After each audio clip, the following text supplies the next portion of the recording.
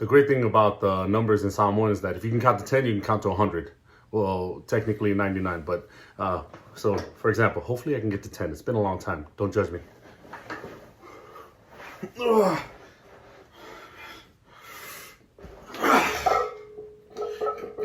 Tasi, lua, sol, fa, lima, ono, fitu, valu, iva, sefulu, sefulu tasi, sefulu lua, sefulu tolu, sefulu fa, sefulu lima.